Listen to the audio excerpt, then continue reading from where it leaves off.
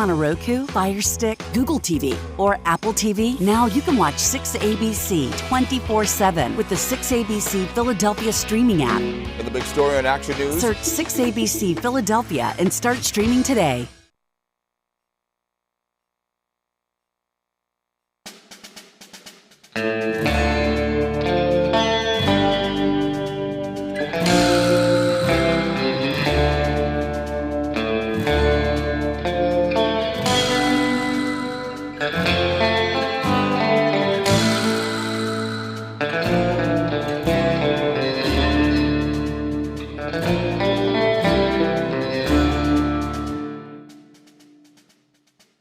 Hey Eagles fans, welcome to the road to Glendale. We did it in 2017 in Minneapolis, and our quest to do it all over again in Arizona starts right now. My name is Joe Messa. I'm an Eagles season ticket holder and a lawyer. I fight for Philadelphians every day who are victims, injured by the negligence of corporations, the medical industry, and others. Enjoy this playoff special with a lineup of all-stars: Marc Farzetta, Derek Gunn, Devin Caney, Mike Missinelli, and Eagle Hall of Fame linebacker Seth Joyner. The road to Glendale runs through Philadelphia. Let's go Birds.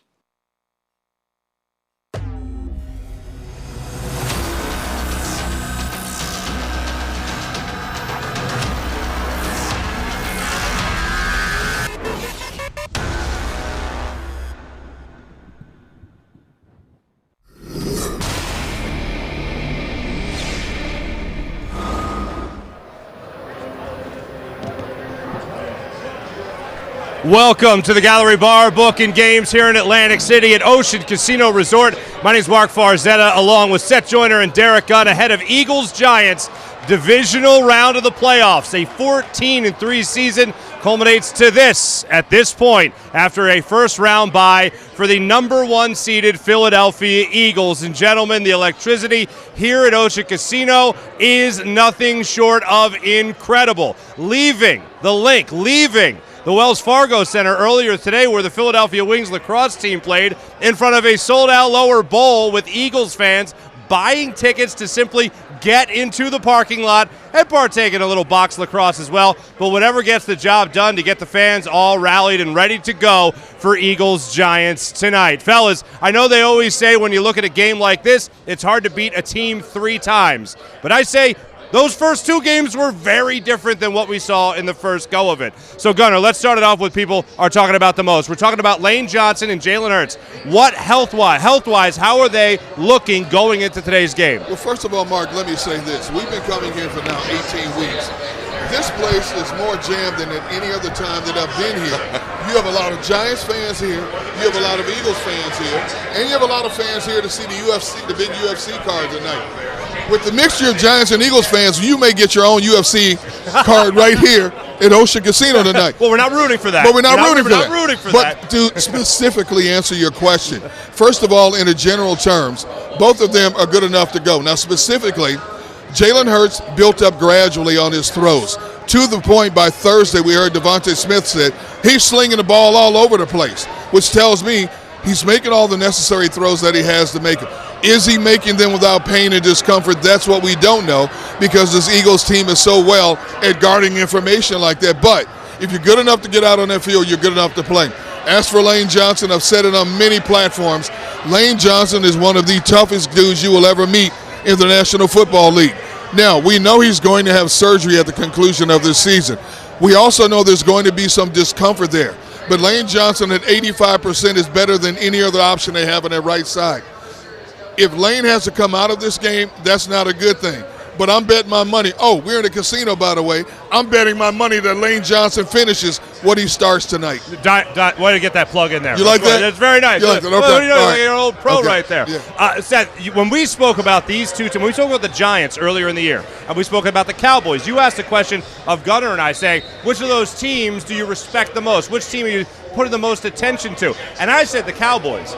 You, sir, like this New York Giants football team. Did they play to the potential you saw earlier in the season against the Vikings last week? Yeah, and somebody sitting right next to me kind of laughed at me, you know, and Mike Missinelli laughed at me when I said so.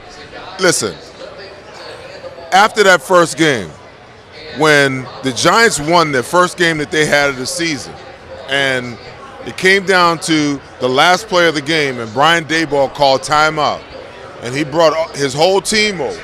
He was like, hey, do you guys want to go for the tie? I want to go for the win. What do you want to do? The whole team said, let's go for the win. That shifted the dynamic of this football team right then and there. And in my opinion, it was a major, major deal for how this team has advanced. They started off hot, they played well, they hit a little lull, then they kind of tipped back up, again. And to be honest with you, they kind of limped and fell into the playoffs. Nothing wrong with that, because it's all about getting there and getting in. Played against a Minnesota Viking team, which quite frankly, I didn't think really was the number 3 seed in the NFC. But they proved that they belong by beating the number 3 team in the NFC. Now, you come into the Philadelphia Eagles, and the question is, can a team win 3 times in a year? It's going to be a tough game because of the familiarity of these two teams. But at the end of the day, the Philadelphia Eagles are just a superior football team from top to bottom when you look at this roster. You're going to get Jalen Hurts back 100%. This is a game I feel like you have to unleash him. You cannot protect him because there are no tomorrows in this situation. And if they get back to playing the way that they played, when they were, 13-1 before they hit that little lull at the end, I don't see how the Giants win this football game. I want to talk about a key matchup, but ahead of doing that, I do want to tell the fine people watching on YouTube and the 6 ABC channel as well that when you look at today's broadcast, we have a whole bunch of entertainment set up for you. Not only do we have the fine analysis of these gentlemen, but also we'll be going to Lincoln Financial Field twice, once in the booth with our friend, NFL insider John McMullen in the press box, and then on the field with Adam Malamut, who will be walking us through everything going on the field. So we'll have a field report, and we'll go into the tailgate. Gunnar, you and I spoke to Joe Messa of Messa & Associates earlier in the week. He was talking about making pizzas for his tailgaters. He was talking about grilling. I think I'll be evaluating the pizza, and you'll be evaluating the grilling in that situation. Absolutely. Yeah, so he'll be joining us later to give us a little bit of a vibe. Like I said, I was down there. I came down here today from the Wells Fargo Center, from Lincoln Financial Field parking lot, and it was already buzzing. People throwing the football around, people having the grills going. This Eagles fan base is ready for the Giants to have to game plan against them, not just the Eagles on the field. Now, to talk a little bit more about Lane Johnson and what we could expect from the Eagles, all-pro right tackle. Seth, if you're Wink Martindale in this situation, you have to be thinking right out of the gate, you're not only going to be testing Lane Johnson, but in doing so, you're also going to be testing Jalen Hurts, trying to get him off his mark as well. If you're Wink Martindale, how are you attacking Lane Johnson today? Well, hey, listen, I'm curious to see because, we saw an evolved Wink Martindale last week against the Minnesota Vikings. He didn't come after that team the way he normally would. I mean, he dialed it back. It certainly wasn't, 40%, 42, 43%, blitz rate. They played a little more man-to-man. They played a little more zone. They kind of mixed it up. He was less aggressive. And I wonder if that's really going to be his game plan going into this week against Jalen Hurts. The first thing, any defensive coordinator, the first thing they want to do is they want to be able to shut down the run. And if they can shut down the run and stymie the running game, then they're going to be in a position where they can kind of dictate in the passing game how they want to attack you. The crazy thing is the Philadelphia Eagles throw caution to the wind when it comes to evaluating the weaknesses and attacking the weaknesses. And it's hard to argue, when you're 14-3 and you're the number 1 seed, but they do. A team that's weak against the run versus a team that's stronger against the pass, they will come out throwing against a team's strength, or they'll come out attacking. Their game plan is to attack another team's strength rather than just debilitating their weakness, which allows them to now chip away at a team's strength. So it's going to be really interesting. You talk about Lane Johnson. I don't think that they have the type of pass rusher on that team, even though you have Kayvon Thibodeau. I think those two guys in the middle create more of a headache for this offense and this offensive line than does anyone that they have on the outside. So my focus will be, what are they going to do with Dexter Lawrence? What are they going to do, with Sheldon Williams? What are you going to do with those two guys? I'm not worried about Lane Johnson. I just want I want the Eagles to get to a point at halftime where this game is signed, sealed, and delivered. Pull Lane Johnson out, put Jack Driscoll back in the game, Hopefully get to a point where you can put Gardner Minshew back in the game, and let's just ride this thing out and get Lane Johnson to health and safety, and get Jalen Hurts to health and safety, and look forward to next week. Gunnar, I feel like this is 2 weeks ago, 3 weeks ago when we were talking about this, where maybe get Jalen Hurts out of the second half in Week 18 against the Giants, but now here we are in the divisional round of the playoffs, and we're talking about possibly being able to give some starters a break later in this game. Look, let's jump right to it if we're going to go there, but when you look at it like that, will the Eagles control the football and control this game as much as that to give Jalen Hurts a rest at all in the second half? You know what? When you talk about football in general and then you enhance it by talking about playoff football, you always expect the unexpected. I don't know. Did you think a New Orleans Saints team could control the clock for 37 minutes against an Eagles defense? I did not. If I'm the Eagles, I'm going to get as many points on the board as early as I can to take any type of fight mentally, psychologically, physically that you can out of these New York Giants. Because as we know, if you let an inferior opponent hang around in the fourth quarter, crazy things start to happen. Now, like Seth said, when you look at what the Giants did in Wink Martindale in particular last week against the Vikings, here's the Giants defense that blitzes over 42% of the time, but they called off the dogs against the Vikings and they dropped more people in coverage. Why? Well, the first time the Eagles played them, they didn't have Adoree Jackson. They didn't have Xavier McKinney. They didn't have Leonard Williams. And Dexter Lawrence is like on a mission right now. He's a man possessed. When you put Leonard Williams back in there with Dexter Lawrence, what you have is a two-man defensive front that is the equivalent of what Washington threw at the Eagles that gave the Eagles problems in their run game. Now, still, we can say all that, and you have to top it off by saying, in no way, shape, or form do the New York Giants have anywhere near the talent or depth that this Eagles roster does. But we can talk about the game all day. You got to play the game between the stripes. Certainly, and you are watching The Road to Glendale here on the JAKIB Media YouTube channel at 6abc.com, brought to you by Malamut Law as well as Mesa Law and Associates. A lot of people will talk about that idea of being a little bit overconfident going up against this Giants team, being that you did beat them twice during the regular season, and they're favored by 8 points by most books. Looking into today's game, they're favored by 8 points right there. So, Seth, as a football player, how do you not overlook the opponent in front of you? I understand that was never a problem for you, but was it ever a problem with anyone in the locker room as you were playing? No, I don't think so. And you know, let me preface what I said with that's how I feel. Okay, as a football team, there's no way in the world you can tell me that those Philadelphia Eagles that are prepping for this game, in another, 3 or 4 hours, you can't tell me that that's their mindset. They're approaching it from the proper perspective. I'm just talking about what it is that I expect for this football team to be able to do to the Giants. I mean, you don't look past, any opponent. It is tough because you've already played them twice and you got to play them the third time. But let's also be honest, okay? The New York Giants haven't won a game in Lincoln Financial Field in 9 tries, okay? I was at Brian Westbrook yesterday, and I looked at him. I said, guess what, Brian? I said, we own their asses. Y'all own their asses, and I expect for this team to own their asses too. I mean, that's just the expectation. Now, are there some keys? Absolutely. You got to get Saquon Barkley under control because even though he was plus 50 rushing, plus 50 catching last week, which aren't hugely dynamic numbers, but he gave Daniel Jones just enough to keep the defenses honest. And he was an outlet for him in situations where what Daniel Jones saw down the field wasn't there. He was always there to drop it off. He had 5 catches for, I think, 56 yards.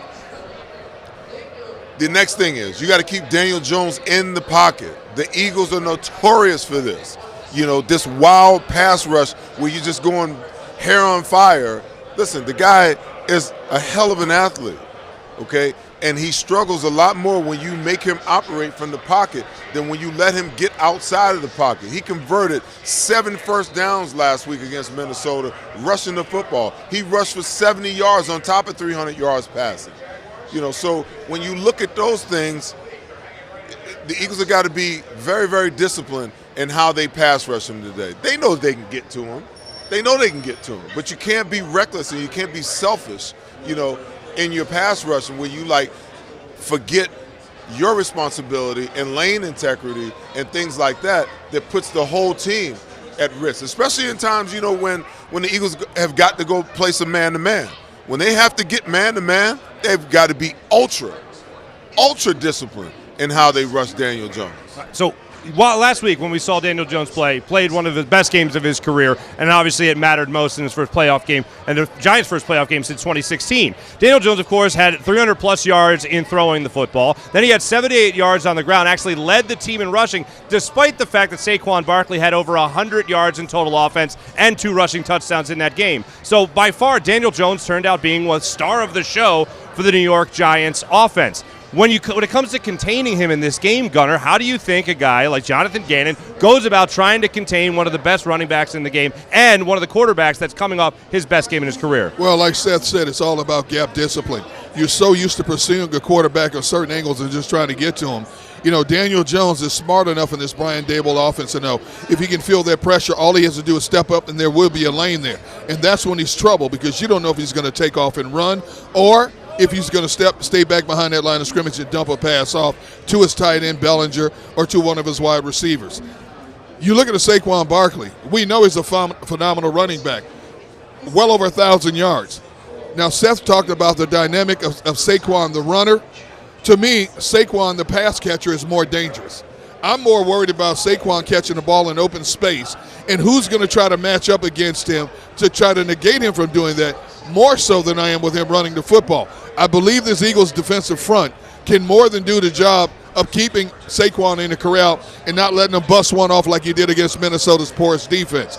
But when he starts floating out of that backfield across the middle, that's, to me, is when Saquon's the most dangerous. Certainly, and one of the other things that I do give attention to in this game, of course, is that the scariest game of the year, probably for the Eagles, was that game against the Washington Commanders, where they couldn't hold on to the football, and the Commanders came out and basically drew up the blueprint that if you were going to try to give the Eagles a run for their money, the only way to do it is to keep Jalen Hurts and this offense off the field. Prevent them by scoring, by not allowing them the opportunities to score.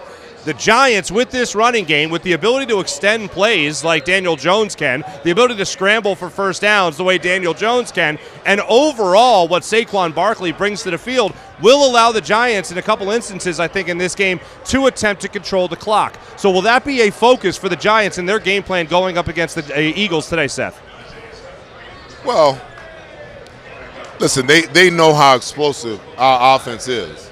So when you consider how explosive our offense is, it just may be one of those situations where they may have to try to keep pace with us.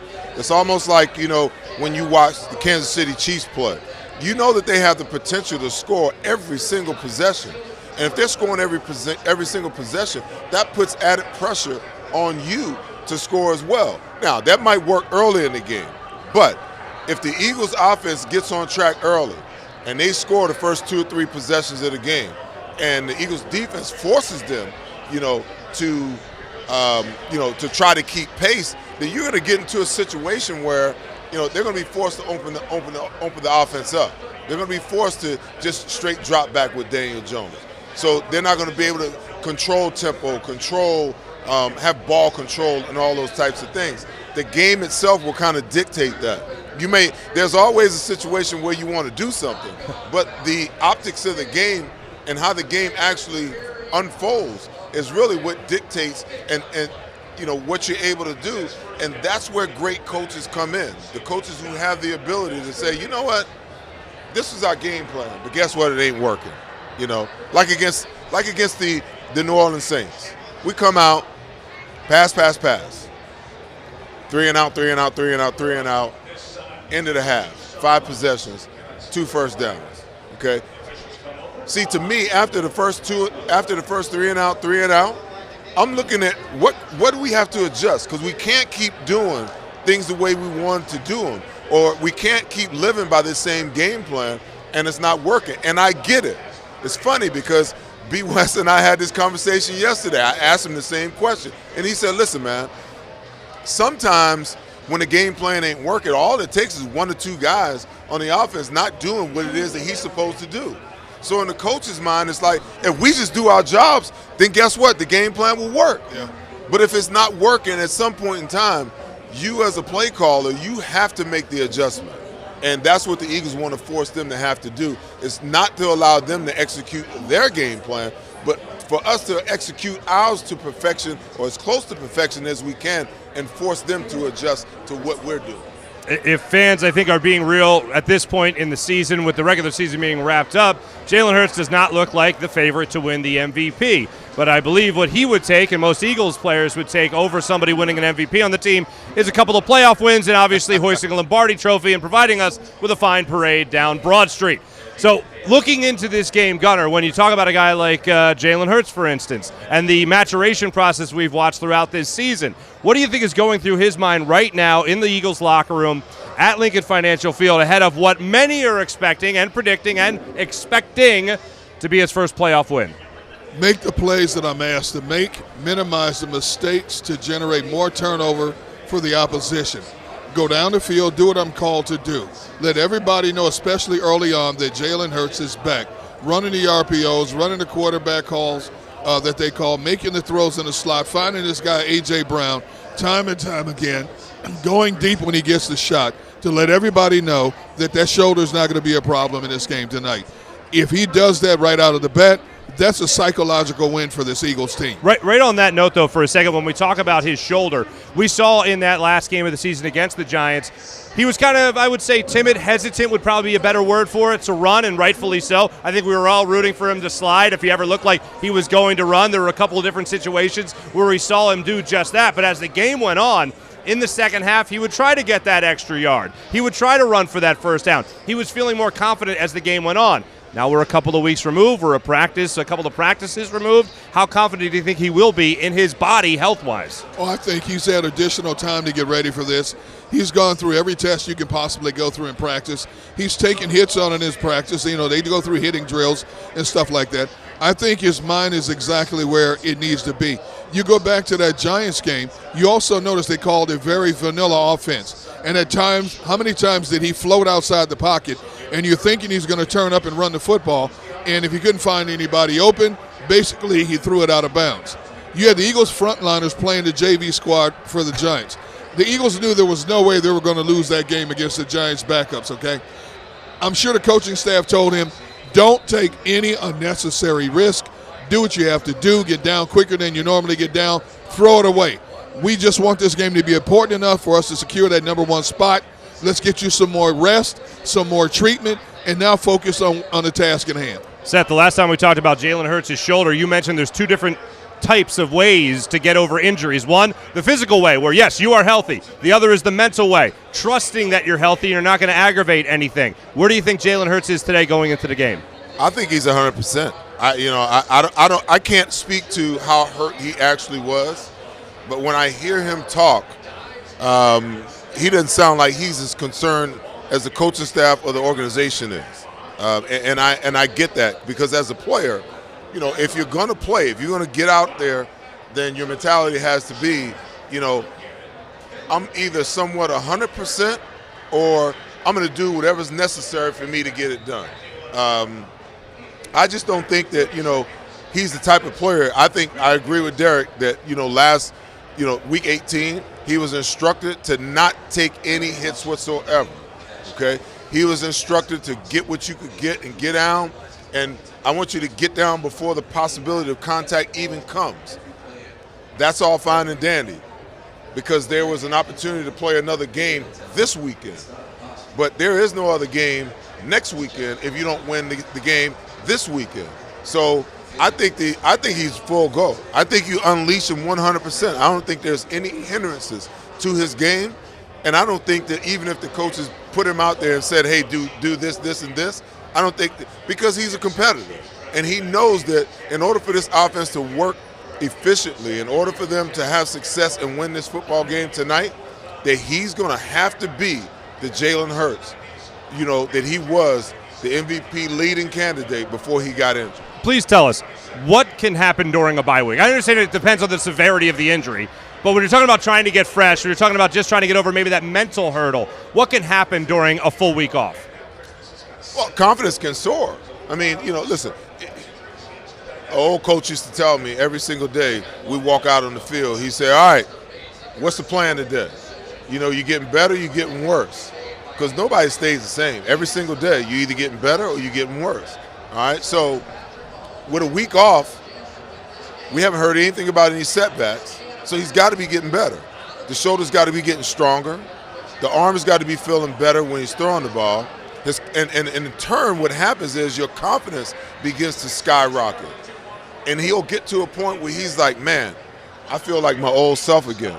And once psychologically and confidently he gets back to that level, oh, look out.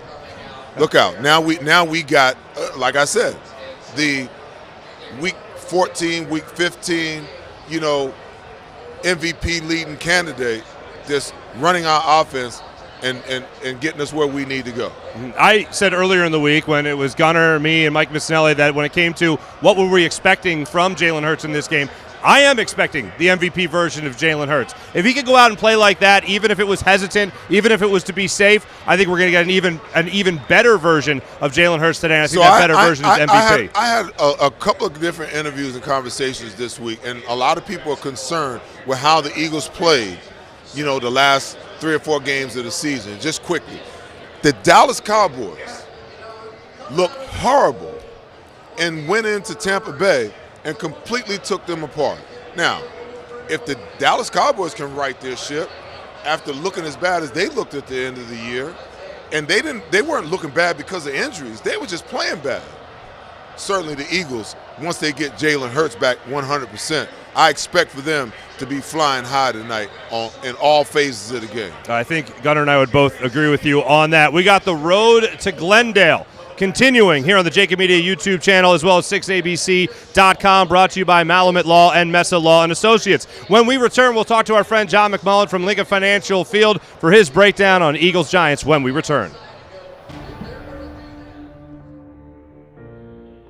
When it comes to the fight against insurance companies, large corporations, and the healthcare industry, injured victims are always the underdog. But that doesn't worry us. At Mesa & Associates, we're an injury law firm from Philadelphia, and we come to fight. Our clients know that they've got representation with a chip on its shoulder, and it's the same chip that makes Philly the toughest city in the country. Call 215-568-3500 or visit us online at mesalaw.com. Mesa & Associates, the toughest injury firm in Philadelphia.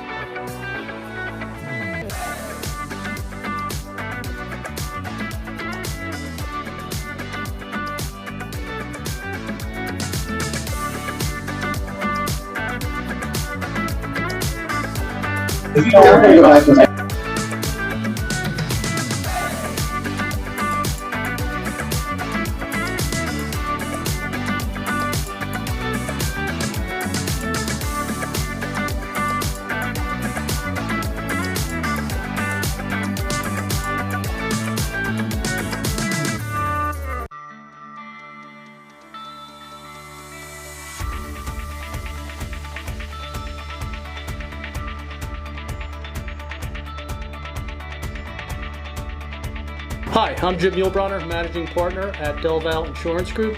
Give us a call. We're a local, knowledgeable agency, not an 800 number. Go Birds!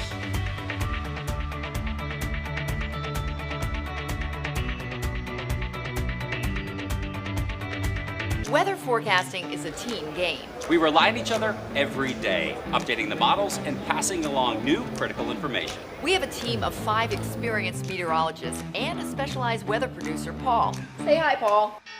Sometimes what I see in the model, Cecily could see something different. That's when we come together as a team to make our most accurate prediction. And all of this backed by more than 100 AccuWeather scientists. It's a team game. And we have the best team in town. Jeff D'Ambrosio doesn't need a special event to appreciate his customers. Jeff shows his appreciation to them every day of the year. Jeff makes sure to stock more new inventory than anyone and guarantees prices and payments that nobody can beat. There are so many reasons that thousands of customers know Jeff is the easy, friendly place to do business. More for their trades, no judgment zone for credit issues, the best, most reliable service department in the country. That's why I like Jeff, and I know you will too. Jeff will satisfy you every day. Jeff D'Ambrosio, Destination Downingtown, Owner Appreciation Event.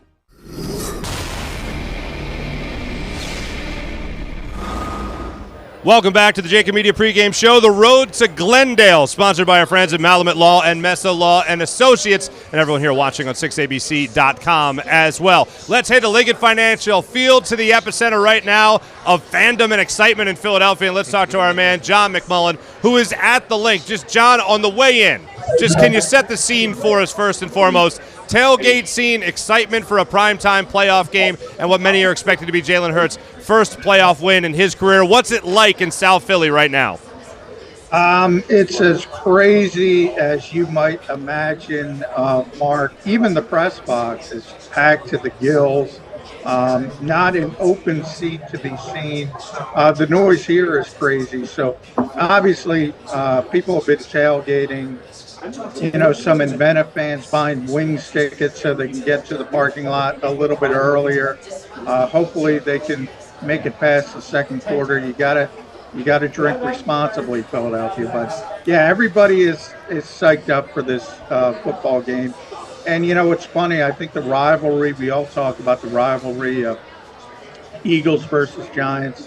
I wrote about this week. It's more of fans versus fans, right? The Giants and Eagles love each other. Brian Daboll loves Nick Sirianni, vice versa. Daboll and Jalen Hurts are close from their time in Alabama. I was talking to Linval Joseph earlier this week. The Giants drafted him. He reveres the organization, thanks him for giving him the opportunity. Even James Bradbury, who was a salary cap casualty and turns into an all-pro player, said, you know, it was just a business decision. He doesn't really hold a grudge. So I think it's kind of interesting. I compared it to sort of Isaiah Thomas and Magic Johnson sort of kissing each other's cheek at center court rather than Julius Erving, you know, strangling Larry Bird back in the day. Hey, John, you know, we've spent this week comparing and contrasting X's and O's, player versus player, to death. But I think one of the more intriguing scenarios in this matchup is the guys who are moving the chess pieces. You know, we know Sirianni, Steichen, and Gannon. But on the other side, I see Brian Daboll running a very similar offense that he ran in Buffalo with lesser talent. He loves his gadget plays. He loves to move people around. It's been very effective in terms of them arriving to this point. I look at a Wink Martindale. He moves his pieces around. He's telling he's coming after. He hasn't changed. How do you look at it in terms of the coaching matchups compared to the talent on the field matchups? Well, I think it's two really good coaching staffs, as you mentioned, D. Gunn. Brian Daboll, Mike Kafka is getting head coaching interviews already.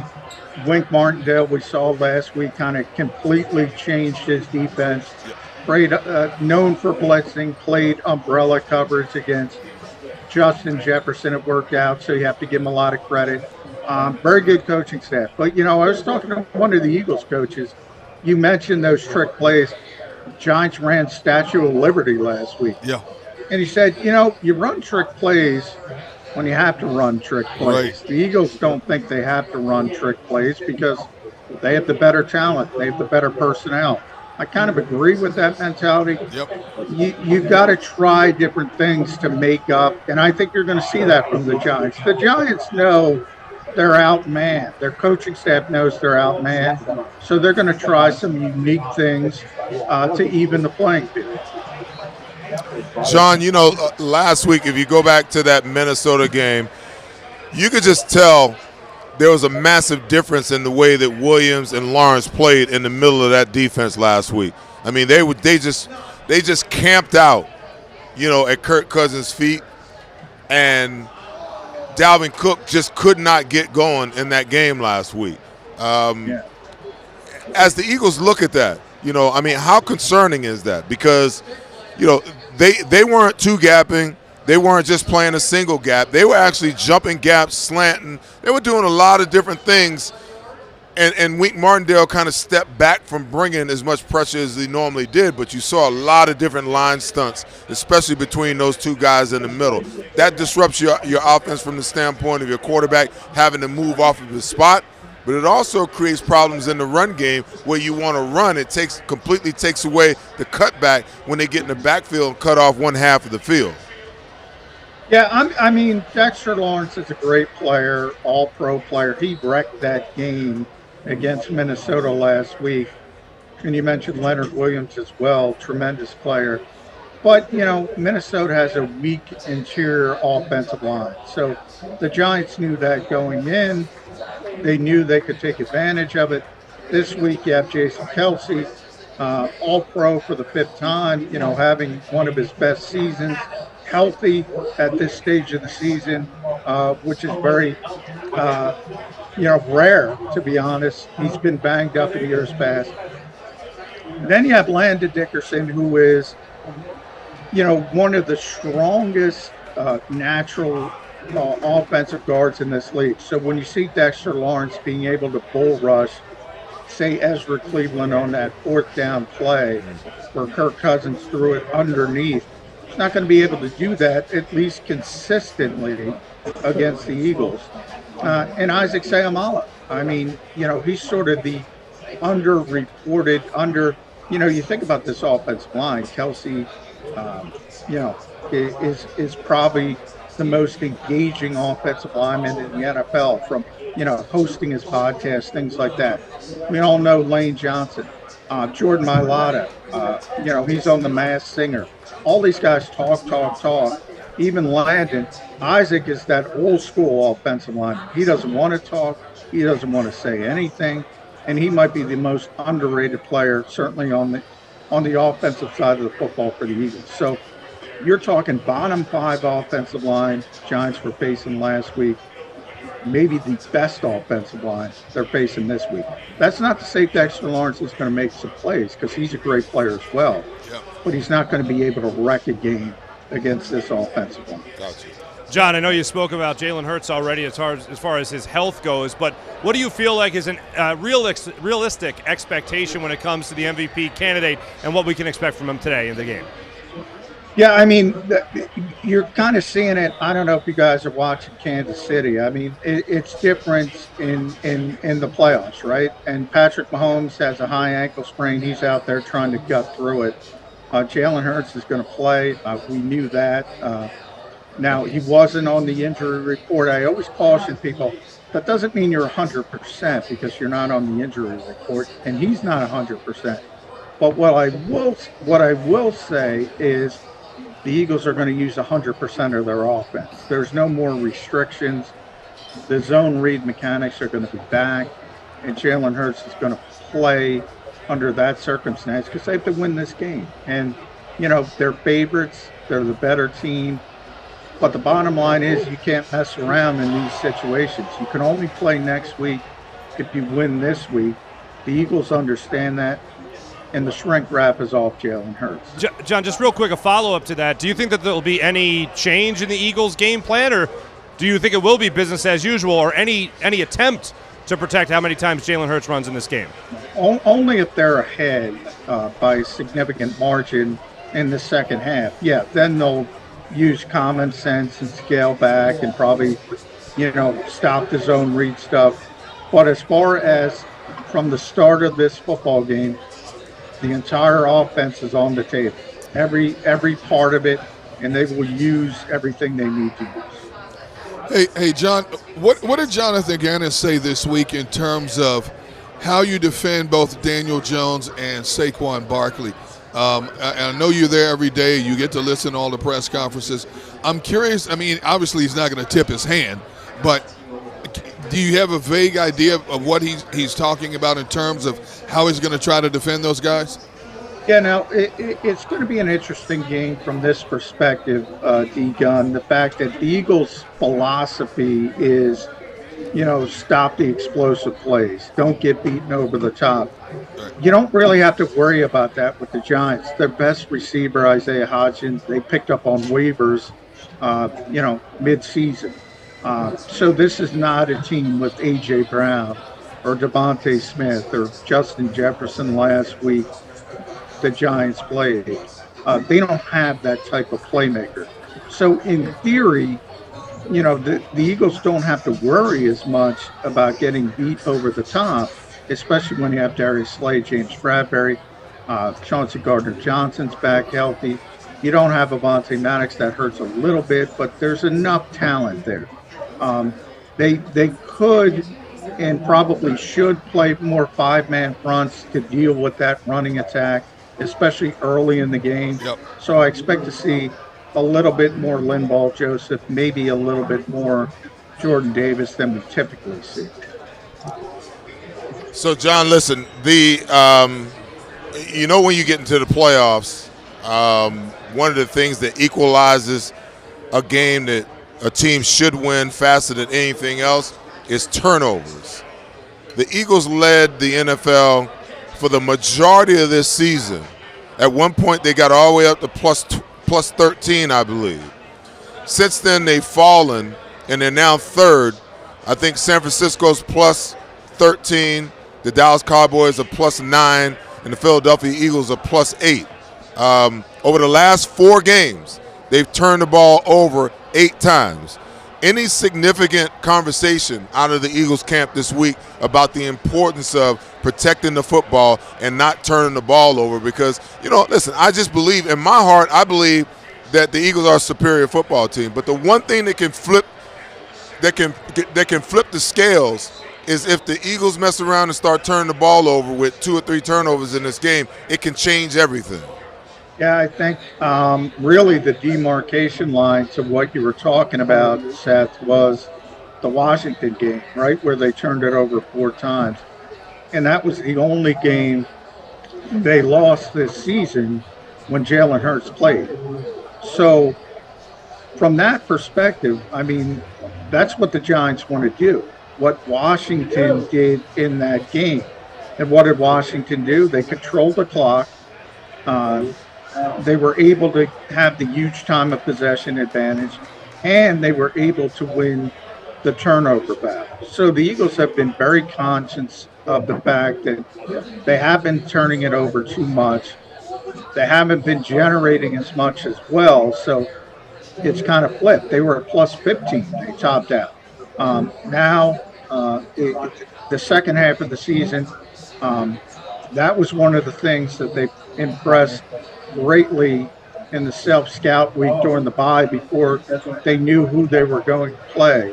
The Eagles know the only way they're going to lose this game, let's be honest, is if they beat themselves. And how do you beat yourselves? Turn it over. John, before we let you go, we've covered a whole gambit here in terms of how we think this game is going to play out. We haven't given our official predictions just yet, but Seth did hint at the idea of maybe Gardner Minshew getting a couple of snaps late in this game. John, where are you at when it comes to this game? What is your official prediction for Eagles-Giants divisional round matchup? Yeah, I think that old trope of it's hard to beat a team 3 times is not true. Statistically, it's not true. Generally, when you beat a team twice in a season, that means you're better than them. And if you play them a 3rd time, you usually beat them again. Certainly when you're home, and that's where the Eagles are, I think they win this game pretty easily, to be honest, guys. I think I have it at 31-14, and we might see a Gardner Minshew cameo in the 4th quarter because it might be over by that point. There we go. Even more reason for optimism. John McMullen, thank you so much, our NFL insider for the JAKIB Media YouTube channel, JAKIB Media Sports as well, joining us here on 6abc.com, brought to you by Thrive Financial Services. Thank you, John. Much appreciated. Well, it seems like the confidence is just oozing from this broadcast today, especially when it comes to the New York Giants and the fact that when everyone says and everyone talks about the idea of not being able to beat a team 3 times, and it's hard to beat a team 3 times, those were 3 or at least 2 previous games that were very, very different. But the Eagles today, I think it goes without saying, are the far superior team when it comes to the talent. Just because all of a sudden the Giants did beat the Vikings in the playoffs on the road, and that porous Vikings defense does not mean that they're going to come in here and take on this defense and have the same success. No, absolutely not. You're going from a marginal defense to one of the best defenses in all of pro football. They were able to exploit that Vikings defense because Ed Donatel refused to come out of that porous zone defense he played all season. Oh, by the way, it cost Ed Donatel his job this week as well. Okay, so now the Giants have to alter their game plan significantly to even have a measure of success against this team, to even have a a slim chance of staying with this team. I think the only way the Giants can stay with this Eagles team is if they try to do something similar to what the Saints did. Control the clock, get 3 to 5 yards of play, and hopefully you can put 7s on the board instead of 3s, and you don't have to play as catch-up as much with this high-powered Eagles offense. There was something said, 2 things said actually, by New York media and a current coach and a former player. Let's start with Tiki Barber, first and foremost. I don't know if you gentlemen saw the comments he made earlier in the week talking about this Daniel Jones character and how he right now is more ready to play and win than Jalen Hurts is ready to play and win. What? He said right now that Daniel Jones is peaking, Gunner. He is peaking. And I'll say this, as a sports talker, I will say, hey, you know what? Good hustle there, Tiki Barber. You found the storyline that you might drum up some interest from your fan base there in New York. But I will also say this, to Daniel Jones and to Tiki Barber, Daniel Jones peaking levels out at about where Jalen Hurts is average. That's where I think the discrepancy is between their talent levels. So I give credit that he found a storyline he felt he could bang a drum to, but really I think Daniel Jones is the type of quarterback that will have flashes of that that will remind you if you were a Giants fan, hey, why doesn't he play like this every day? But Seth, I don't think today is one of those games where he's going to roll out another example in back-to-back weeks of why he could be a better quarterback. Well, listen, to D-Gun's point, you know, everybody knew that Minnesota was doing it with smoke and mirrors. You know, and a lot of people looked at this Minnesota team and thought that they were, you know, that they were legit. And even in some of the shows that I did last week, I was like, the Giants are going to win this game. They're like, you're crazy. The Minnesota Vikings with Justin Jefferson and Dalvin Cook, I'm like, listen, they're not going to lose on the offensive side of the ball. They're going to lose it on the defensive side of the ball, okay, because they're too passive in what they do, okay? And because they're so passive on the back end, and this is my issue with passive style defenses, they know that up front that they've got to get there, you know. So they're going 1,000 miles an hour, hair on fire, no concern for, you know, discipline in their rush lanes and things of that nature. And then Daniel Jones, I'm like, after the second scramble, doesn't the defensive coordinator pull you to the side and say, hey, okay, we need to be a little more disciplined? I know we need to get there, but let's get there with discipline. But they just kept doing it time and time and time again. And the majority of those 78 yards that he had scrambling, he scrambled the majority of those yards in the first half of the game. So, listen, I'm not worried about Daniel Jones peaking, because the thing I know about quarterbacks, pressure is every single quarterback's Achilles heel, okay? It's every single one of their kryptonites. We watched Tom Brady wither, you know, under the pressure, big time. We're talking about a guy who's got 7 Super Bowl rings, but when the pressure gets on him, he turns into a whole different animal, okay? Especially if you can't move. But if you can apply pressure to Daniel Jones is the type of quarterback that he's been very good this year not turning the football over. Why? Because he hadn't been under the pressure. They've been playing this quick passing game, hurry up, get the ball out of his hand. Get the ball to Saquon, you know. And when you're going to play that way, and we're going to rely on the defense to make some things happen and give us good field position. But at some point in time, now we're at that point, and I always talk about when you get down to the Final Four teams in each conference, you got the best coordinators, you got the best head coaches, and you got the best 4 teams in each conference, okay? Now is where the rubber meets the road. Now is where it meets it. And Jonathan Gannon's going to have to step up. He's going to have to step up and prove, you know, that what happened in the regular season wasn't just a fluke, because it's a massive difference between what the play looks like during the regular season and what it looks and feels like once you get into the playoffs. Seth, you talk about how Daniel Jones has been able to dink and dunk his way down the field. If Jonathan Gannon doesn't have his guys come up and play more press coverage, that's exactly what Daniel Jones is going to do tonight, and that's going to allow the Giants to control the clock and work their way down the field. Jonathan Gannon has to do a much better job of mixing up his schemes. D, this is exactly – so I talked about this on my show this week. For me, it comes down to this, okay? Quarterbacks have gotten to the point, and offensive coordinators, where they attack your tendencies and your weaknesses, okay? And I'm not saying that there's something new going on, but if I know that I run the ball to the right and the left defensive end is going to crash every single time, I know I can have the bootleg anytime I want it. So I'm game planning off of his lack of discipline and his technical and fundamental flaws, okay? So when you talk about D-Gun, what Daniel Jones brings to the table, you got to understand what that offensive staff is. That they're looking at, okay, how do we efficiently put together an offense for this guy where he doesn't feel the heat of the moment, okay? So I said, from a technical standpoint, you can play man from off to up. You can play zone from press to bail. That's what Jonathan Gannon needs to implement within the scheme of his defenses, because these quarterbacks are being taught to pre-snap read. So when you see these teams playing cover 3 and the cornerbacks are 8-9 yards off the ball, the veteran quarterbacks, the guys that's been around for a while, the guys that are well coached, guess what they're going to do? They're going to raise up and throw it out there, and they're going to take those 5 or 6 yards, and if you miss the tackle, guess what they're going to do? They're going for 15. Yeah. So you just got to continue to give them different looks, and that's always been one of my issues with Jonathan Gannon's defense, is they line up like statues pre-snap with 15 seconds left in the play clock, and there's no doubt what they're in if you're smart enough and you've done it and you've prepared. But if you're getting guys up and you're getting them back and you're moving them around and they're going from inside technique to outside technique, and your linebackers are getting up in those A-gaps and sugaring and affecting protections and things of that nature, now you got a chance to confuse a quarterback. You got a chance to throw some doubt, inside his psyche. But if you just line up, it's easy to play quarterback that way. All right, I mentioned there were 2 things that were said that I thought if the Philadelphia fans should take exception to. We'll get to the second thing coming up in a second. Tiki Barber, that's the message to you.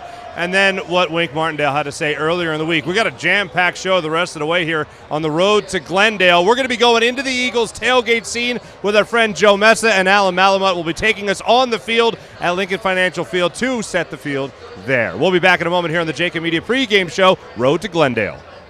My name is Ivan Taki. I'm a Philadelphia born and raised artist, entrepreneur. Been doing this for 27 years. I got pulled over by an officer and I was wrongfully accused for something that I didn't do. So at that moment, I didn't think of nobody else to call but Adam. It's something about the way Adam himself is that makes the rest of the team play the same way. You want to have somebody that you can trust, somebody that you believe in, somebody that's fighting for you in that situation, and to know that you're in good hands. And when you feel that confidence and you feel that love and you feel that respect, that you're not just a number, that they're actually taking a little bit extra oomph and extra love, then you know that you're in good hands and they're looking out for your best interests, whatever that may be.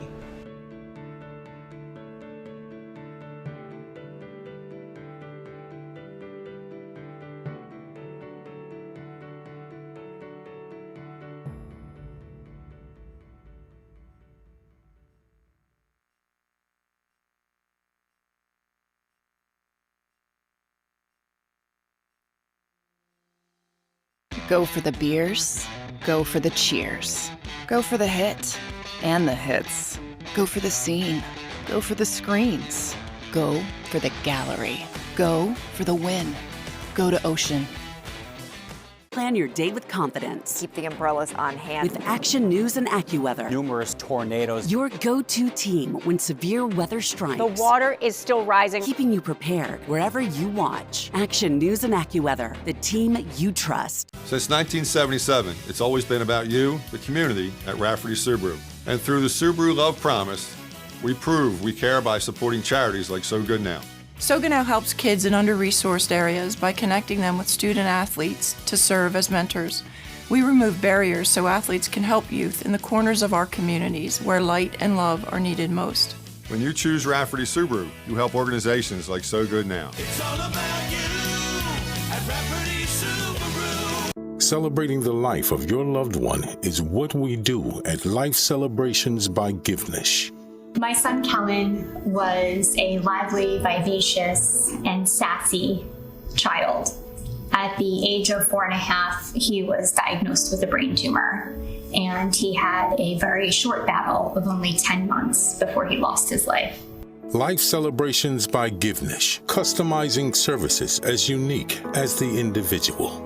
I didn't know what I wanted, but I knew that I wanted to celebrate the life of my 5-year-old. And knowing his personality and knowing who he was at the core, that had to be something special.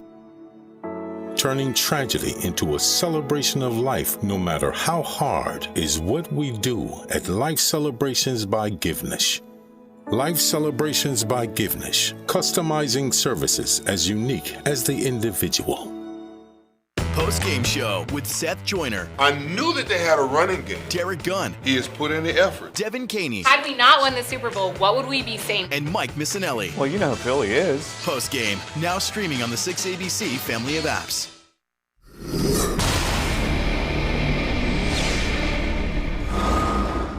Welcome back to the road to Glendale here on the JAKIB Media YouTube channel, as well as 6abc.com. We look to be heading live to Lincoln Financial Field to talk to our friend Adam Malamud, Malamud Law and Oh, there he is right there at Lincoln Financial Field. Oh, it's set up and it's looking like a great time there on the field. Adam, go ahead. Adam, go ahead. Set the scene for us, please. What's the energy like right there on the field?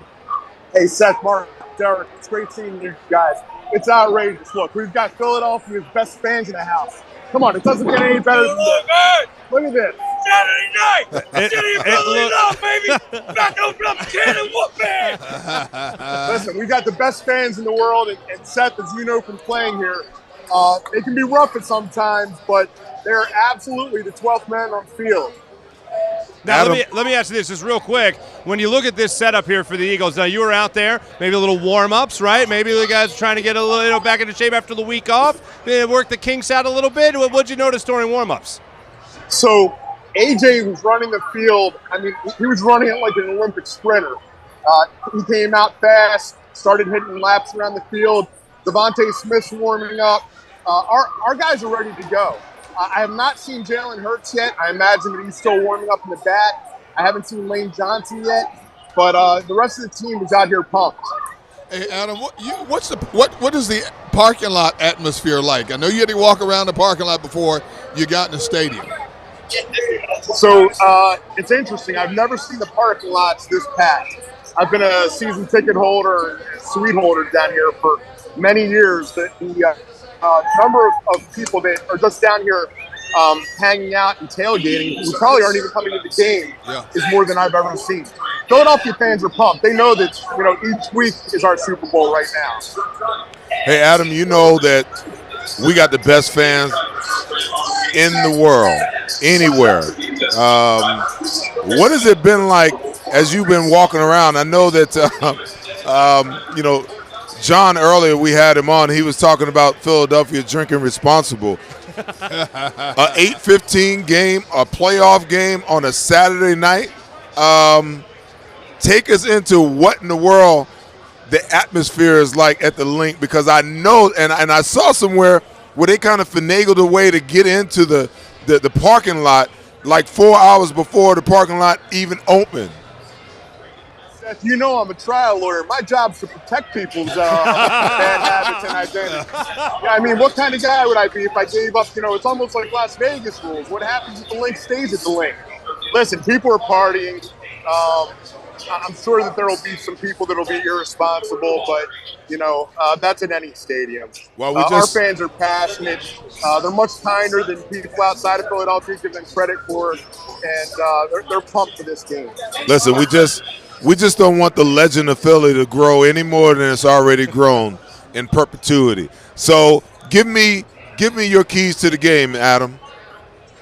Well, listen, Seth, you can appreciate this. The Eagles have not paid a lot of attention to their linebackers over the past several years, and probably going back to Ray Rhodes. We've got to stop Daniel Jones. We've got to frustrate him early. I would say we've got to, we would hope they'd shoot themselves in the leg, but I think they've done that once already. So, if we can get out there and we can stop them early and we can frustrate Daniel Jones, our offense is high-powered. Penalties are going to be key. We saw with Gardner Minshew, the offensive line was really sinking. here, we've got our folks back.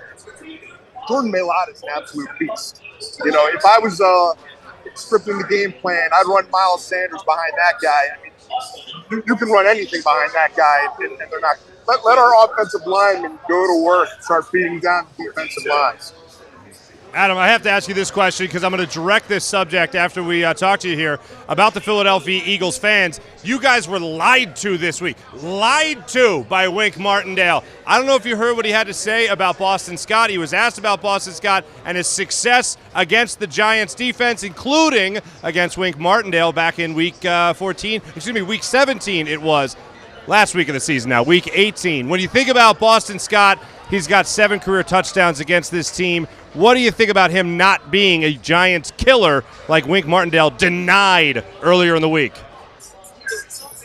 Mark, I'm sorry, I lost the very end of that. Oh, well, it's pretty rowdy there at Lincoln Financial Field, so I'm sure you did. But Wink Martindale said that Boston Scott is not a Giant killer. What do you make of that?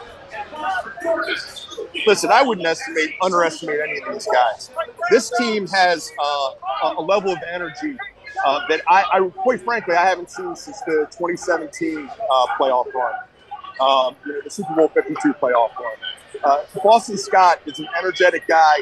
Don't judge the guy by his size. I'll tell you, the guy's thighs are immense. That guy can move a pile even at his height. Our team all the way around is a well-rounded team. We've got a great defense. We've got a great dynamic offense. And if these guys just play like they did for 13 of the 14 games that they started the season, we're going to be in great shape. I love it. Adam, that is some great reporting from Lincoln. I mean, go ahead and assess this. You're the veteran reporter. No. You know what? I give him an A+ for on-the-field reporting. All right. Hey, I got to ask you this. Coming from you, so I appreciate it. I'll take it. I got to ask you this before you go. Where exactly will you be watching the game from? What's your vantage point tonight? You're looking at it, Derek. I'm a Club 52 holder, so I sit right. In fact, I'm walking to my seats right now. I'm literally right behind the goalpost. What? So this is my seat right here. Oh, that is. Oh, come on. Oh, my goodness. Have you ever tried to wrestle a football away from Mike Trout? Just asking. Actually, he's on the other side. But, I'm a big Trout fan, so I'm not sure I would try to wrestle anything away from that guy. He's a big dude. Very nice. I mean, he's not Seth, but he's pretty big. Yeah, my money's still on Seth in that battle. Adam, thank you so much for joining us. We really appreciate it and all your support here of JAKIB Media. Adam Malamut joining us there of Malamut Law. Appreciate you on Lincoln Financial. I mean, that's not. Appreciate you guys. Seth, I think you're the only one to have a better seat, and you were in the games. Listen, I never got a chance to play at Lincoln Financial Field, so I wouldn't know what that's like. Yeah, you were playing on concrete back then. And listen, I loved my vet. I don't care what anybody say. I would love to have the opportunity to play in the link, but I love every single game I had at the vet. Loved it. That's absolutely incredible. All right. I understand that coaches are always going to try to put their players, and they always say it, in the best position. But leading up to those games, if you're a defensive coordinator, you're a head coach, coordinator, whatever you might be, you're going to try to say things that support your team. But it's not an opinion as to whether or not Boston Scott is a Giant killer. 9 touchdowns, 7 games against the Giants in his career. That's pretty good. Those are pretty good numbers. He has the Giants' number. It's as simple as that. When he sees that giant blue, he runs all over the place. What do you expect? What do you expect a defensive coordinator to say? He's a talented player. What He's everybody says. No, what everybody says. No. This is psychological warfare. Okay. You're not going to give that guy any more credit than you have to. You know, and he went on to say, you know what? What Boston Scott did predates my arrival here. Well, oh, by the way, he did score 1 touchdown against your defense, But that's 1 compared to the other 9. But he said exactly what I expected a defensive coordinator to say, didn't he, Seth? Well, listen, as a coach, that's what he has to say. Yes. But I'll tell you this. If you think that there's anything valid in what Wink Martindale had to do, go to that window over there and ask for the sheet on the money line, okay, for Boston Scott to score a touchdown. And anytime touchdown, and maybe even 40+ yards rushing, and see what kind of odds you get. I bet you they ain't that good. Okay, all right. But I'm just saying, how many times do we hear leading up to a week, if a player's even not that good, you'll still hear the defensive coordinator, the head coach, whoever it might be, say, oh, well, they're a talented player. They work really hard, and they're going to be a focus for us this week. They give us that coach speak every week. Why not just acknowledge the fact that Boston Scott has had his way with this New York Giants team? Not going to do it. All right, well, not gonna do it. I guess I'll settle for something else then. But one of the things we've covered this rivalry, of course, many times before, but one of the most interesting things about this rivalry is they have had games lopsided in both favors in recent years. Whether or not you want to go back to that, what has unfortunately become known as the Winston Justice game, where you had a guy like Donovan McNabb go down time and time again. What was it, 12 sacks in one game at the Meadowlands? Well, the last time around that this team faced, and it was the 48-point game I'm talking about, the 48-22 Eagles victory. Brandon Graham came up with 3 sacks in that game. Gunner, you know him well, obviously. We never know when the last game's going to be played by an athlete for a certain team, but when looking at Brandon Graham, how much do you think he'd love another performance like that tonight? Oh, there's no question about it. He understands the business element of this. He has said time and time again on our show, Sports Take, with Barrett Brooks, Rob Ellis, and myself, he understands that the clock is ticking against him. Father Time is slowly closing in on him. He's made it very clear he wants to finish his career as a Philadelphia Eagle, and that means to me he's willing to take a discount to stay here to close out his career. He's made his money. He gave this team a discount before when he signed a couple of contracts before. He could have gone to the Giants, and he didn't. He stayed here. The Giants offered him a little bit more money. He decided to stay here. The fact that he's playing less snaps than he normally plays, I believe is around 35%, you're seeing a much fresher Brandon Graham in the fourth quarter. He's like a kid in a candy store. Every game to him he knows could be his last game in his Eagles uniform, and every game from this point on is his Super Bowl. It's really incredible what you've watched him do over the course of his career, and to focus again on Brandon Graham. I have never seen an athlete, and you've been at this game a little bit further, more than I have. Yeah. I've never seen an athlete, after that loss against the Saints, the amazing moment between you and him in the tunnel there, I've never seen an athlete back at the NovaCare complex hugging and thanking media members. Now, let's not forget the first 3 years of Brandon Graham's career here in Philadelphia, where he was labeled, an unfortunate term, bust. And you know who called Brandon Graham? You know who was included in that? Brandon Graham was included in calling himself a bust. He was standing there at the door, Seth, greeting media members, hugging them, handshaking, thanking them for their coverage of him and his career and their fairness of doing so. When you look at a potential last game or maybe your last playoff run with a certain team, what goes on in a player's mind like that, Seth? I don't think it really hits you until you're off the field, until the reality of that moment actually settles in.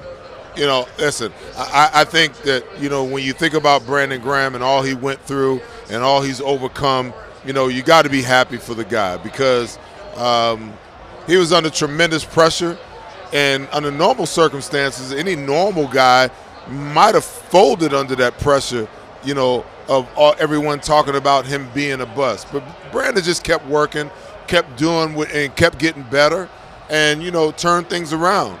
And I think it's hard to, when you think about,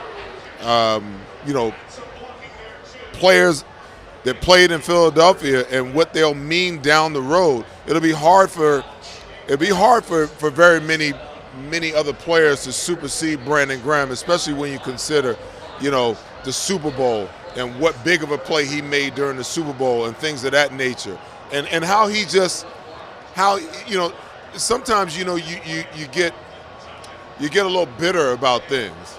And one thing I got to give him credit for, he never got bitter about anything. As a matter of fact, he took a negative and turned it into a positive for himself and became one of the most beloved players, one of the most beloved players in Philadelphia sports history. What you're hearing, other than fine analysis from you, my friend. Yeah, I mean, even I'm distracted. I got all these TVs around me here on my Microsoft Surface Pro, and I mean, it's just this game is so riveting that it's hard for me to maintain my focus. It's the crowd here at Ocean Casino Gallery Bar Book of Games reacting to the Jaguars-Chiefs game. Chiefs up right now, 27-17. They need to stop now. He just fumbled. Just fumbled. See that? He's breaking down the Eagles-Giants while also knowing what's going on in the game going on a wrap right now. It's a wrap. The guy just knows ball. The guy just knows ball, Seth Joyner. Of course he does. All right, now looking at Eagles-Giants, of course. The other side of this is that two of the coordinators, both coordinators, are actually up for the same job. Both are up for head coaching jobs. I will say, along the lines of what Wink Martindale says and what do you expect a guy to say, I thought both Shane Steichen and Jonathan Gannon handled the questions about potential head coaching jobs around the league the perfect way. When they were asked about it, how do you balance interviews along with facing the New York Giants, how do you do it? And they both responded with the same thing, which does make me think they had a conversation before the press conferences, and they said, how do I handle New York Giants? The New York Giants. It's all they wanted to talk about, all they wanted to concentrate on, and rightfully so. But you got to think, even if it is a bye week, even if you do have to travel away, even if it is a divisional opponent that you've beat twice, it still has to be rattling around in your brain a little bit during this game that you could help your own coaching stock with a good performance by either side of the football. For Jonathan Gannon with this defense and this offense with Shane Steichen. You think about those thoughts during the week leading up to the game, in the locker room before the game. When the bright lights go up, you can't allow yourself to think about stuff like that because that's where you make a mistake in terms of strategizing and moving the chess pieces. You know, these guys have been preparing for this moment a long time. You know, they've talked to other coaches and how you handle those situations. They know what questions to be expected of them and how they're supposed to answer when they go into these interviews. Sure, it's swirling in the mind. Human nature does take over, but not during that 60-minute battle when you have to be on point, because if you're not, one glaring mistake could cost you. Mm-hmm. I will say this. I think in order to be an effective coach on any level, you have to figure out how to compartmentalize things. Everything that you've done so far in your career has led you to this point of you with the opportunity and the possibility of being a head coach. It's hard not to think about that. But you're still drawing a check as an employee of the Philadelphia Eagles throughout this process, and you still got unfinished business, and you got players that are relying on you as a defensive or offensive coordinator, you know, to make sure that you're giving them your all. I think that these guys can do it. You know, when you take that 5 or 6 hour window where you have to go and do the actual interview, you know, you do what you got to do within that time frame. But when it's time for you to refocus and compartmentalize, you know, your thinking and your focus and what you have to do and your commitment to your players, then, you know, you refocus, you do it. I mean, it comes with the territory.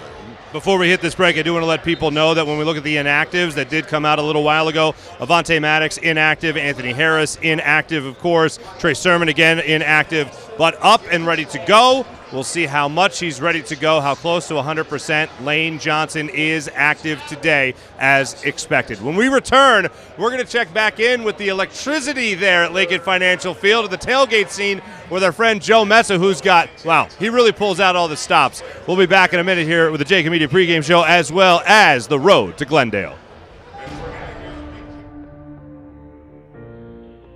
When it comes to the fight against insurance companies, large corporations, and the healthcare industry, injured victims are always the underdog. But that doesn't worry us.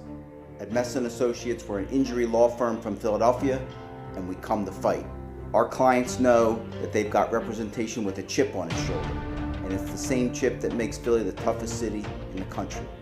Call 215-568-3500 or visit us online at messalaw.com. Messa & Associates, the toughest injury firm in Philadelphia.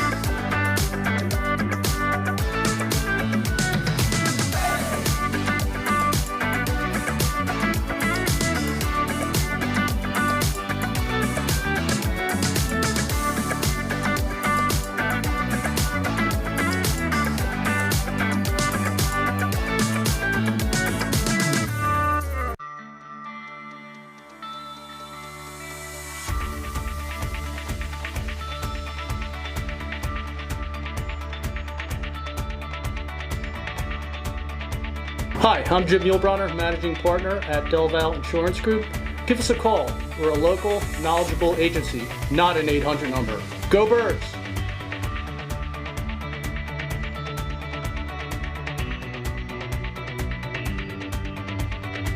Weather forecasting is a team game. We rely on each other every day, updating the models and passing along new critical information. We have a team of 5 experienced meteorologists and a specialized weather producer, Paul.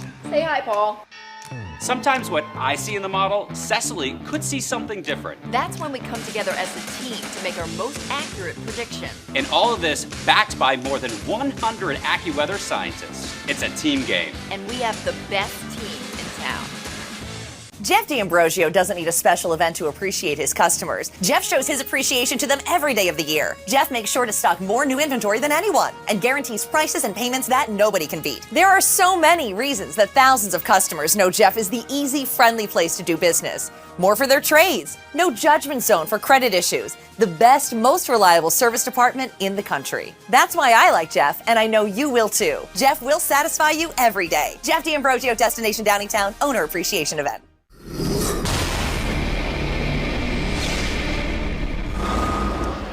Welcome back to the road to Glendale. Being out to you live here from Ocean Casino Resort, Gallery Bar Book and Games, where it is an absolute party, enjoying all that NFL playoff has to offer. It is also an epicenter for a nice rivalry brewing here, not just on the field, but here at Gallery Bar Book and Games. It is a happy medium when it comes to the New York Giants fans coming down from New York and North Jersey, and Philadelphia Eagles fans crossing the bridge and living here in South Jersey to have themselves a good time at the Ocean Casino Gallery Bar Book and Games. Now, when it comes to the keys to today's game, Gunnar, I'll start with you. We've covered a lot over the first hour and 20 minutes of the show. We got some time left here. So when it comes to a key to the game for you, Eagles got to do this to win the game. What is that thing today? I think they need to establish the run. They haven't been able to have their dominant running game like they've had most of the season. You go back to the Chicago game and it started there. The running game has been somewhat off. And I know defenses are constantly making adjustments to take certain things away from this Eagles offense, but I do think if you get that running game going, it takes that pressure off Jalen Hurts of him having to take those unnecessary shots. Because if you don't, then he's got to step back and throw the football a little bit more than he wants to. If you establish the run and keep that Giants defense on his heels, you're going to see a lot of guys bend over with their hands on their knees, sucking wind by the third quarter, man. It would be nice to see that run get going again. And maybe every once in a while protect your quarterback a little bit. Absolutely. And just hand the ball. Just hand it off. Seth, they said it already either in the season. Maybe they need to call more just designed runs, old-fashioned runs, not RPOs. You've said it enough. How nice would it be to see that run game going again? Listen, the Giants on defense rank 25th in total yards. They give up 356 yards a game. They're 27th against the run, give up 139 yards on the ground, and they're 15th against the pass.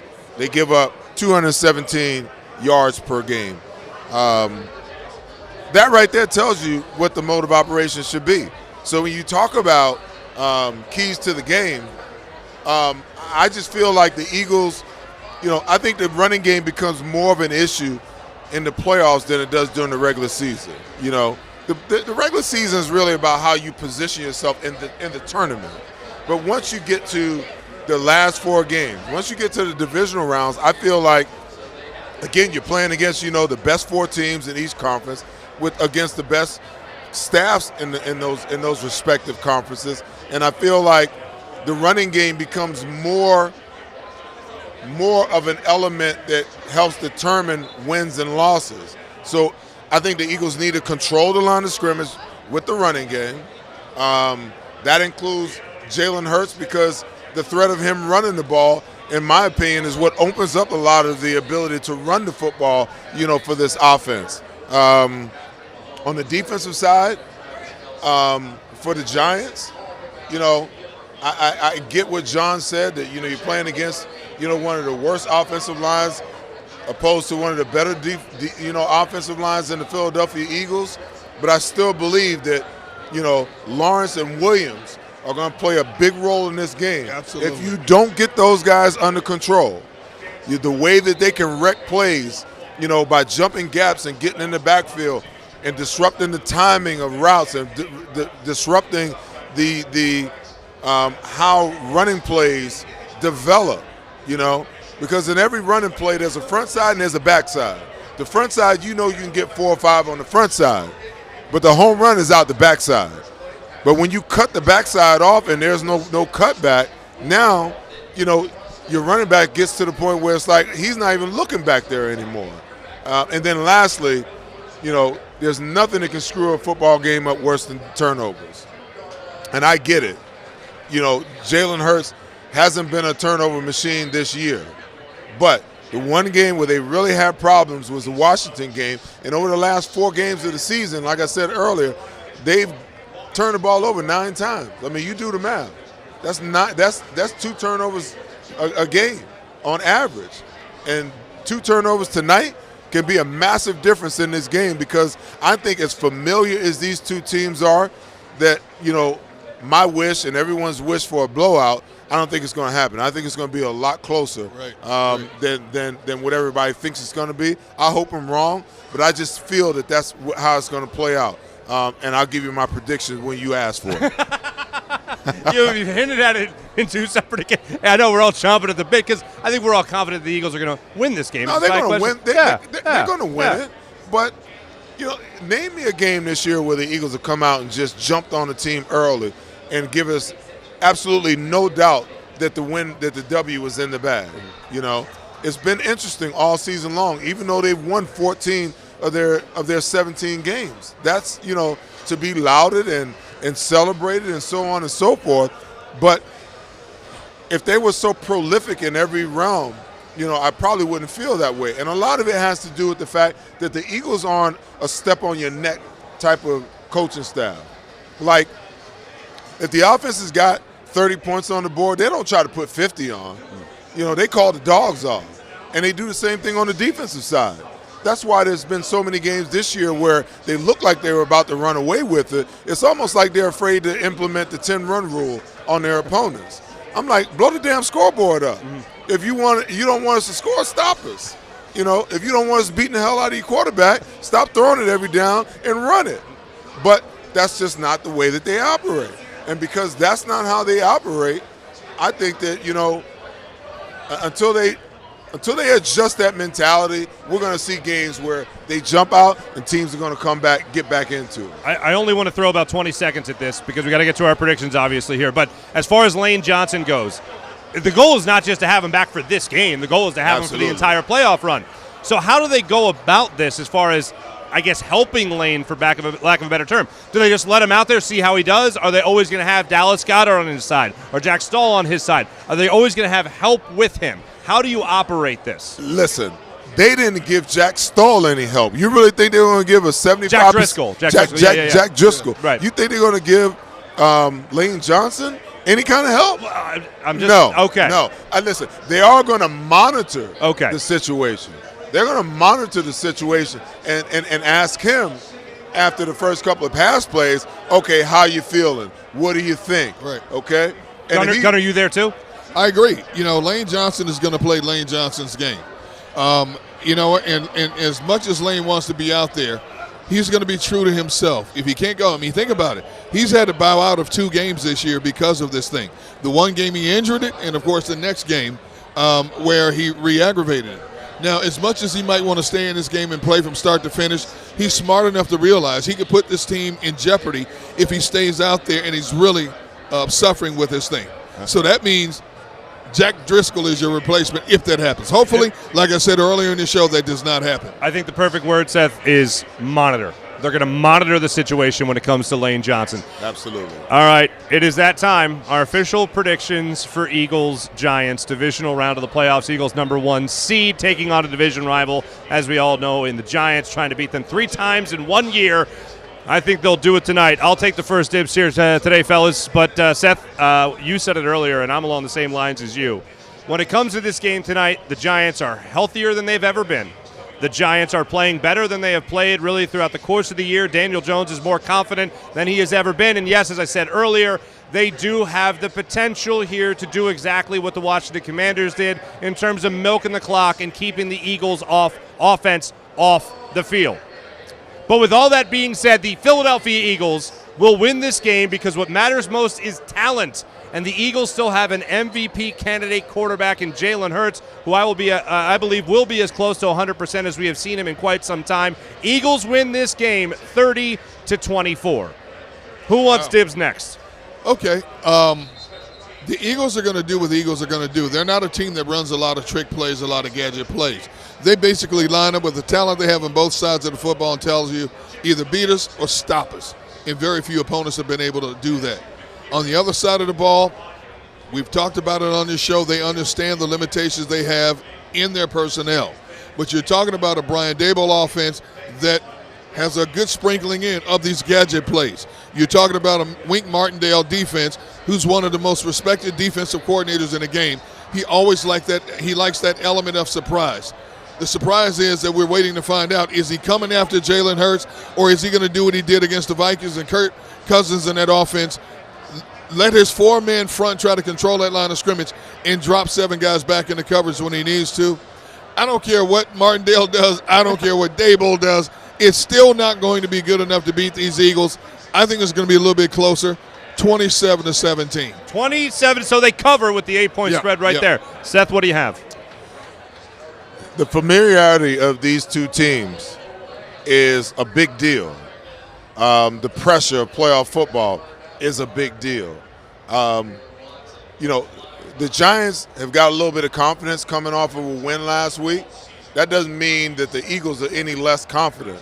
I just think that when you play a familiar opponent, 3 times in a year, it's just going to be a tougher fight.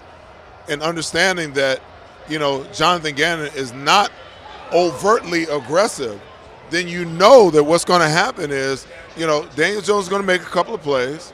They're going to let him out of the pocket a couple of times. The game's probably going to be a little closer than it needs to be. But when the Eagles know that they need to get the job done, they'll get the job done. They don't cover. They don't cover tonight. I'm with you there. They don't cover tonight. They win it, but they only win it by 7 points, 24-17. Okay, all right. Oh, look at you. I'm telling you. Okay. All right. We do have to give a shout-out. Excuse me. I have to give a shout-out to one of the people here with our fine sponsorship here at Ocean Casino Resort. I do want to thank Pat Glaus, ladies and gentlemen. Now, as you guys know, because you've watched this all season long, usually Gunnar and I do not wear ties. Yeah. Seth is the sharpest dresser out of all of us by far. I think it goes in order. My wife called me out because she said, you have all these suits in the closet. You haven't worn them all year. What are you doing? I said, it's playoffs. It's playoffs. So you show up in a beautiful gold tie. I'm here with my open collar, as always, so I'm tieless. Just then, Pat Glaus, the director of the sports book here at Ocean Casino, walks by with this beautiful tie, and I go, that tie will match. Excuse me, sir. And the man let me borrow his tie, well, at least through halftime, where I'll be along with Devin Caney for the halftime show. Complimented it very well. I haven't worn a tie in years. Hey, Farzy, and before we go, let me preface this and say, I hope that my prediction is dead wrong. I'm with you. Me too. I hope they blow them out by 50 points and the starters are out of the game at halftime. This is what I get a sense that this is what tonight's game is going to be like. I'm with you. So at halftime, after halftime, I'll be giving this tie back to my new friend over there. And do it. You got it. It looks good. Ladies and gentlemen, thank you so much for watching the show today. The road to Glendale. Like I said, I'll be along with Devin Caney for the halftime show. Mike Missinelli will be sitting in this seat for the post-game show. Thanks for watching, and as always, go Birds. My name is Ivan Taki. I'm a Philadelphia born and raised artist, entrepreneur. Been doing this for 27 years. I got pulled over by an officer and I was wrongfully accused for something that I didn't do. So at that moment, I didn't think of nobody else to call but Adam. It's something about the way Adam himself is that makes the rest of the team play the same way. You want to have somebody that you can trust, somebody that you believe in, somebody that's fighting for you in that situation, and to know that you're in good hands. And when you feel that confidence and you feel that love and you feel that respect, that you're not just a number, that they're actually taking a little bit extra oomph and extra love, then you know that you're in good hands and they're looking out for your best interests, whatever that may be.